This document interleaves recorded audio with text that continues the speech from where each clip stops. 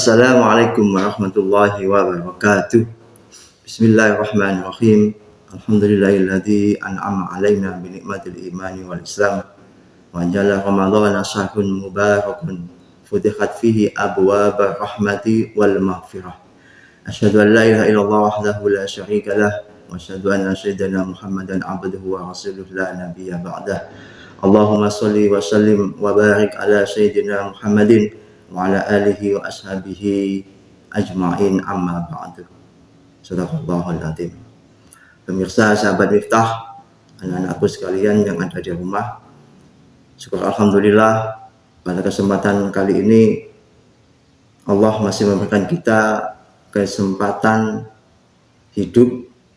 Allah masih memberikan kita kenikmatan umur panjang sehingga kita bisa melaksanakan ibadah puasa di bulan suci Ramadan. Mudah-mudahan Allah Subhanahu wa taala terus bisa memberikan kita kenikmatan, kesempatan sehingga kita bisa melaksanakan ibadah puasa selama 1 bulan penuh di bulan suci Ramadan dengan sebaik-baiknya. Salawat serta salam mudah-mudahan tetap terhaturkan kepada baginda Rasul Muhammad sallallahu alaihi wasallam. Mudah-mudahan dengan istiqomahnya kita membaca sholawat Nabi, kita senantiasa kelak di yaumil akhir akan mendapatkan syafaat dari beliaunya. Amin amin Allahumma amin. Pemirsa sahabat Miftah, anak-anakku sekalian yang ada di rumah, pada kesempatan kali ini izinkan saya menyampaikan sebuah materi singkat di Mutiara Kalbu ini. Materi ini terkait dengan salah satu hal yang perlu kita perhatikan selama kita melaksanakan ibadah puasa di bulan suci Ramadan. Karena hal ini juga akan sangat berpengaruh dalam kualitas ibadah kita, yaitu puasa di hadapan Allah Subhanahu wa taala. Riwayat ini termaktub di dalam kitab Durratun Nasiin, yang sebuah hadis yang diriwayatkan oleh Nabi Muhammad SAW yang bunyinya seperti ini. Anin Nabi SAW annahu qala khamsatul asya'i tahbutul as-sawma ay tabtulu thawabahu al-kidbu wal hibatu wan namimatu wal yaminul mahmus wan nadhu bisyahwati.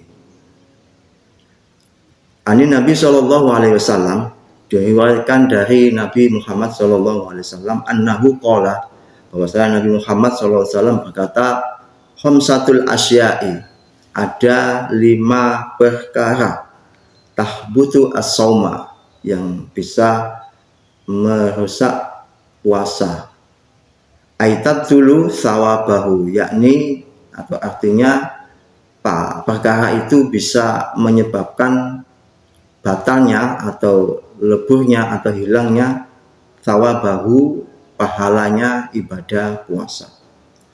Al-kidbu, berkata bohong. Wal hibatu, ghibah. Wan namimatu, namimah atau adu domba. Wal yaminul mahmus, melakukan sumpah palsu. Wan nadhu bisyahwati, dan memandang lawan jenis dengan pandangan yang penuh syahwat atau nafsu. Jadi hadis ini menceritakan tentang larangan bagi kita orang yang sedang melaksanakan ibadah puasa untuk melakukan hal-hal yang tidak diperbolehkan. Di antaranya adalah al-kidbu, berbohong. Kita mengucapkan sesuatu yang tidak benar, kata-kata atau informasi yang tidak benar, termasuk juga menyebarkan berita kebohongan atau berita palsu, baik secara langsung di sekitar sekeliling kita maupun lewat media sosial, baik itu di TikTok, Facebook, atau yang lainnya. Jadi kebohongan dari ucapan kita itu melakukan adalah sebuah larangan yang tidak diperbolehkan di dalam bulan Ramadan di saat kita melaksanakan ibadah puasa. Ketika di rumah kita melakukan sebuah kebohongan kepada orang tua kita. Kita pura-pura puasa kepada orang tua padahal kita tidak berpuasa. Kita mengikuti sahur bersama dengan orang tua, kemudian di pagi harinya ya ada ajakan dari teman yang tidak puasa, kita ikut ngopi, kita ikut makan, kita ikut dan sebagainya. Akan tetapi ketika pulang ada tanda-tanda, ada bau dan sebagainya di dalam perut kita, ya di mana orang tua itu tahu, kemudian ditanya tapi tidak menjawab dengan jujur, menjawab dengan kebohongan. Saya puasa padahal tidak puasa. Itu tidak diperbolehkan ketika kita melaksanakan ibadah puasa. Ketika di madrasah juga begitu, berbohong kepada teman-temannya, tidak jujur dengan koncoi dewi, tidak jujur dengan bapak ibu gurunya, berkata bohong dan selalu bohong, menyampaikan informasi yang tidak benar dan seterusnya. Itu adalah al-kidbu yang tidak dibolehkan selama kita melaksanakan ibadah puasa. Kemudian yang kedua, wal hibatu, membicarakan keburukan orang lain di belakang tanpa sepengetahuan orangnya. Jadi kita selalu membicarakan kejelekan orang di belakang. Di depan kita berkata baik-baik saja, akan tapi ketika di belakang kita sering membicarakan kejelekan, kekurangan, kesalahan orang tersebut. Coro Jawane itu adalah ngerasani. Nah, ngerasani itu salah satu penyakit hati yang angel. Adus biasane ngerasani, senengane ngerasani ku yo angel kan. Soalnya ngerasani itu biasanya datang ketika kumpul-kumpul. Ya, ketika kumpul-kumpul sedang asik, kita sudah terlena dengan pembicaraan kita, akhirnya ngalor ngidul jebul-jebule ya omongane ngrasani, mbuh ngrasani koncone, mbuh ngrasani tanggane, mbuh ngrasani wong tuane, mbuh dulure dan sebagainya. Itu yang tidak diperbolehkan ketika kita melaksanakan ibadah puasa di bulan suci Ramadan. Kemudian yang ketiga adalah wan namimatu, yaitu mengadu domba atau memprovokasi perselisihan antar individu. Itu senengane adu domba, kan? Senengane ngadu-ngadu,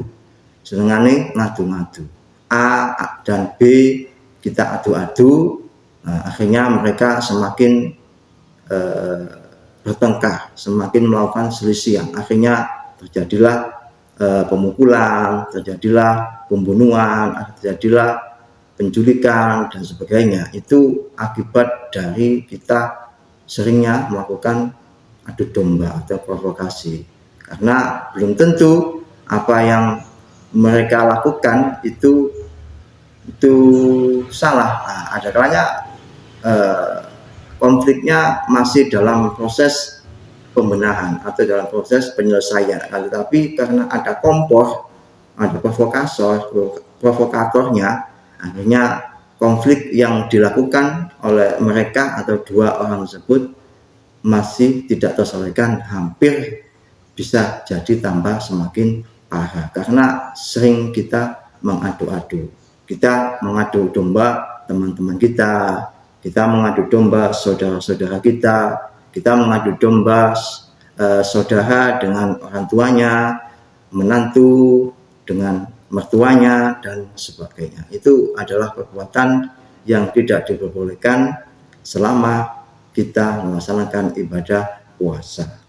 Kemudian yang keempat adalah al-yaminul mahmus, yaitu bersumpah dengan niat yang tidak benar, seperti membenarkan pendapat yang salah. Jadi kita larangan untuk sumpah palsu itu juga tidak diperbolehkan selama kita melaksanakan ibadah puasa.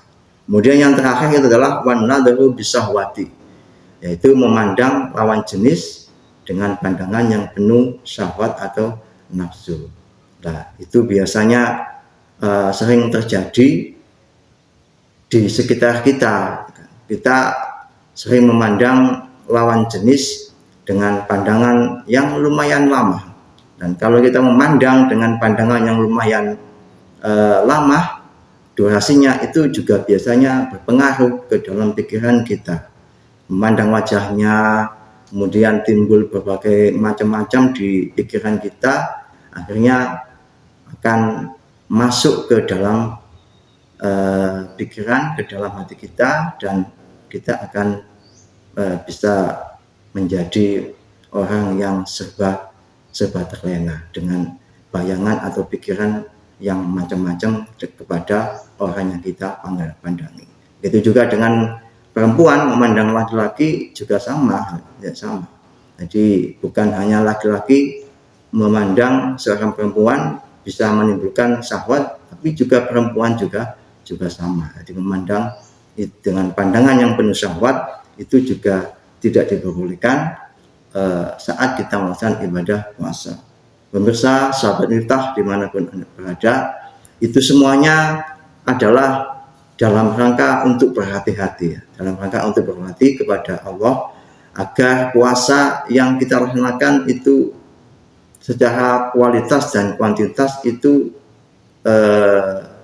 bermakna di hadapan Allah Subhanahu wa Ta'ala. Jadi kita itu tidak diperbolehkan terlena dengan berlipatnya pahala atau kebaikan yang kita laksanakan selama di bulan suci Ramadan, tapi kita juga harus memikirkan hal-hal yang dilarang oleh Allah yang juga itu kalau kita lakukan kejelekan itu maka juga tetap akan dilipat gandakan kejelekannya, dilipat gandakan dosanya atas perbuatan yang kita lakukan selama di bulan suci Ramadan. 5 hal itu tadi, mari kita sama-sama untuk senantiasa menghilangkan dalam diri kita agar puasa, nilai ibadah puasa kita dibalas oleh Allah, diberikan pahala oleh Allah dengan semaksimal mungkin. Karena puasa itu berbeda dengan ibadah yang lainnya.